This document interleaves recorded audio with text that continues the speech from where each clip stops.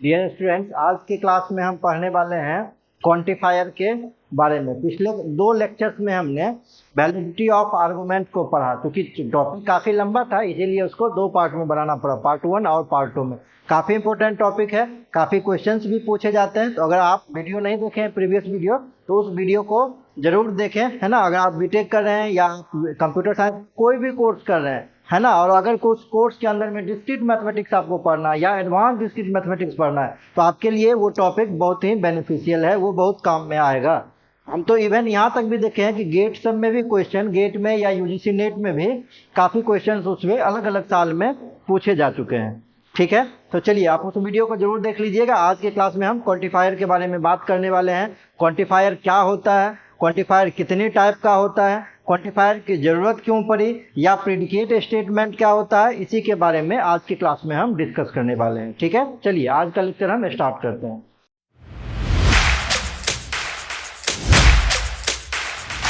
Topic है आपका quantifier.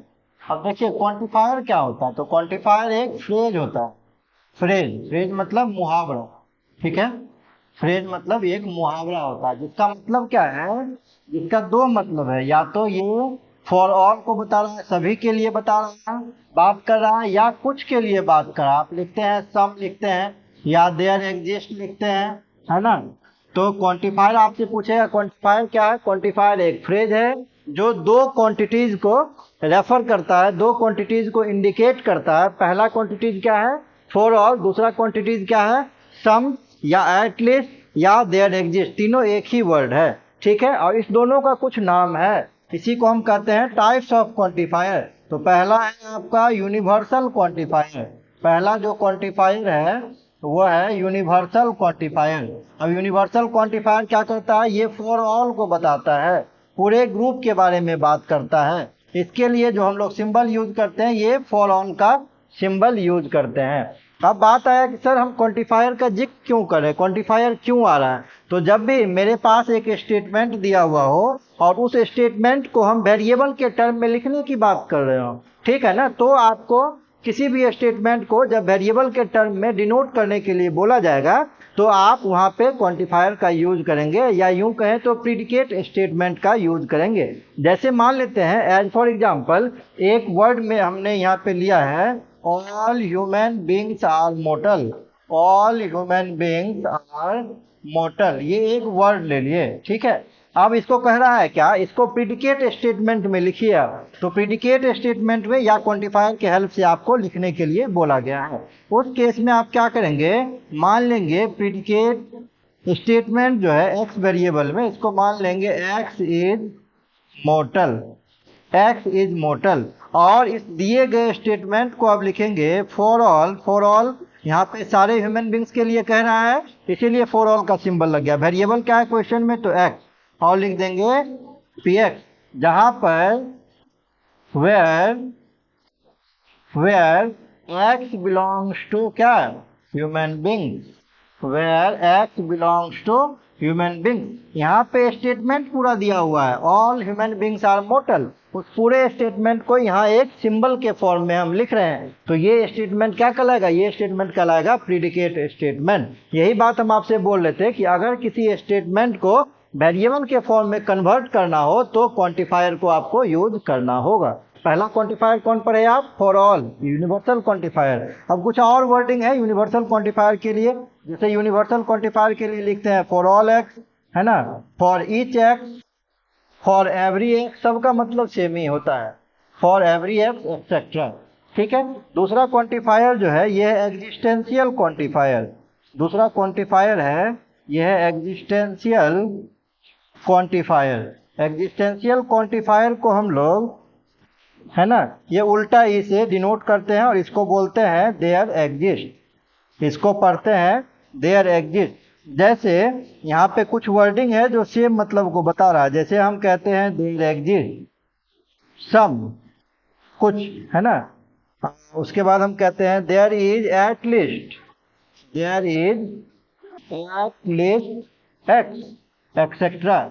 ठीक है, तो ये सारा रेफर किससे होता है, ये सारा एग्जिस्टेंशियल क्वांटिफायर को बताता है। कहने का मतलब अगर जैसे हम एग्जाम्पल के तौर पे बात करें, मान लीजिए कि अगर हम एक क्लासरूम की बात करते हैं तो ये क्लासरूम के सारे स्टूडेंट जो हैं वो किस में आ जाएंगे, यूनिवर्सल क्वांटिफायर को इंडिकेट करेंगे। लेकिन अगर हम कहते हैं कि क्लासरूम के अंदर में, एक क्लासरूम के अंदर में जो बच्चे जनवरी में बॉर्न हुए हैं, अगर हम सिर्फ उसकी बात करें जो जनवरी में बॉर्न हुए हैं, तो उसी क्लासरूम का वो भी पार्ट है ना, तो वो क्या हो जाएगा, आपका एग्जिस्टेंशियल क्वांटिफायर होगा। दूसरा एग्जाम्पल समझिए आप, जैसे हम बात करते हैं पूरे इंडिया के पॉपुलेशन का, ठीक है, तो पूरे इंडिया के पॉपुलेशन का बात कर रहे हैं और फिर कह रहे हैं पूरे स्टेट का पॉपुलेशन या बिहार का पॉपुलेशन, ठीक है, तो इंडिया का ही पार्ट एक बिहार है, तो इंडिया के जब हम पॉपुलेशन की बात करेंगे तो वो हो जाएगा यूनिवर्सल क्वांटिफायर। और जब हम एक स्पेसिफिक स्टेट जैसे बिहार की बात कर रहे हैं तो वो एग्जिस्टेंशियल क्वांटिफायर को बता रहा है, क्योंकि पूरे स्टेट में से एक छोटा सा स्टेट का हिस्सा वो निकाल के आपको इंडिकेट कर रहा है, तो वो एग्जिस्टेंशियल क्वांटिफायर को बता रहा है। ठीक है, सबसे पहले आप इतना नोट कर लीजिए, कुछ क्वेश्चंस लेके और हम आपको समझा देते हैं। देखिए यहाँ से दो क्वेश्चन लिया गया। पहला कह रहा है कि जेड जो है ये सेट ऑफ इंटीजर है, तो इंटीजर के लिए आप लोग को पता होगा आई या जेड डिनोट करते हैं, क्या होता है इंटीजर, तो वैल्यू माइनस से शुरू होता है और पॉजिटिव की तरफ आगे बढ़ता है। अब ये पहला दो पॉइंट यहाँ पे दिया हुआ, पहला पॉइंट में क्या कर रहा है कि एक्स का सारा वैल्यू, फॉर ऑल लगा हुआ है, एक्स का सारा वैल्यू इंटीजर से बिलोंग कर रहा है, और ये क्वेश्चन पूछ रहा है क्या एक्स के सारे वैल्यू के लिए एक्स स्क्वायर बराबर एक्स होगा। जैसे देखिए आप समझिए क्वेश्चन को, जैसे मान लीजिए कि हम एक्स का जो वैल्यू है -2 -1 0 1 2 ये सारा होगा, अगर मान लीजिए एक्स का वैल्यू -2 कर लेते हैं तो क्या -2 का स्क्वायर 2 के इक्वल होगा, नहीं, 4 = 2 कहाँ से होगा, इक्वल नहीं होगा। अगर हम -1 ले लेते हैं एक्स का वैल्यू तो क्या -1 का स्क्वायर -1 के इक्वल होगा, ये भी इक्वल नहीं होगा। अगर हम 0 ले लेते हैं, 0 का स्क्वायर 0 के इक्वल होगा, हाँ ये इक्वल होगा, मतलब इस केस में हम फॉल्स देख रहे हैं, इस केस में फॉल्स, इस केस में ट्रू आ रहा है। अगर हम 1 का स्क्वायर करें 1, इस केस में भी आपका क्या आ रहा है, ट्रू आ रहा है। अगर फिर 2 ले लेते हैं तो 2 का स्क्वायर 2 होगा क्या, 4 नॉट इक्वल टू 2 होगा, कभी इक्वल नहीं होगा, फॉल्स हो जाएगा। तो पहला आप समझिए क्या कर रहा है, एक्स का सारा वैल्यू जेड से बिलोंग कर रहा है, और क्या एक्स के सारे वैल्यू के लिए एक्स स्क्वायर बराबर एक्स है, नहीं, एक्स के सारे वैल्यू के लिए नहीं है, बहुत सारे वैल्यू के लिए फॉल्स है, सिर्फ 2 वैल्यू के लिए ट्रू है। तो जो पहला स्टेटमेंट है उसका ट्रूथ वैल्यू क्या हो जाएगा, वो ट्रूथ वैल्यू फॉल्स हो जाएगा। दूसरा क्वेश्चन समझिए क्या कह रहा है, कह रहा है क्या एक्स के कुछ वैल्यूज के लिए एक्स स्क्वायर बराबर एक्स है, क्या एक्स के कुछ वैल्यूज के लिए एक्स स्क्वायर बराबर एक्स है, बिल्कुल एक्स के कुछ वैल्यूज के लिए एक्स स्क्वायर बराबर एक्स है, तो ये आपका ट्रू हो जाएगा। जहाँ पे कुछ की बात कर रहा है ना तो वहाँ पे ट्रू हो जाएगा, लेकिन जब भी कहेगा सारे वैल्यूज के लिए ट्रू होगा या फॉल्स आएगा, तो हम देख रहे हैं क्लियरली यहाँ पे कि सिर्फ 2 वैल्यूज को छोड़ के बाकी सभी के लिए फॉल्स है, तो ये पहला फॉल्स, दूसरा ट्रू हो गया। सेकेंड क्वेश्चन पे आते हैं। सेकेंड क्वेश्चन में एक सेट दिया हुआ है, ध्यान दीजिएगा, एक सेट दिया हुआ है डी, जिसमें वैल्यू जो है ये 1 से 9 तक है। अब कह रहा है, पहला क्वेश्चन कह रहा है एक्स का सारा वैल्यू डी से बिलोंग कर रहा है, ठीक है, क्या एक्स के सारे वैल्यू के लिए ये स्टेटमेंट ट्रू होगा, एक्स के सारे वैल्यू के लिए, पहला 1 रखिए, एक्स का वैल्यू 1 + 4 5 < 15 ट्रू है। 3 रखते हैं, 3 + 4 क्या होगा, 7 7 < 15 है, सही है। अगर हम 9 सबसे ग्रेटेस्ट वैल्यू रख देते हैं तो 9 + 4 कितना आएगा, 13 13 < 15 सही है। अगर छोटे नंबर के लिए सही है तो ऑब्वियस सी बात है बड़े नंबर के लिए भी, है ना, मतलब बड़े नंबर के लिए सही है तो ऑब्वियस सी बात है छोटे नंबर के लिए भी सही होगा, तो पहला आपका क्या हो जाएगा, ये ट्रू हो जाएगा।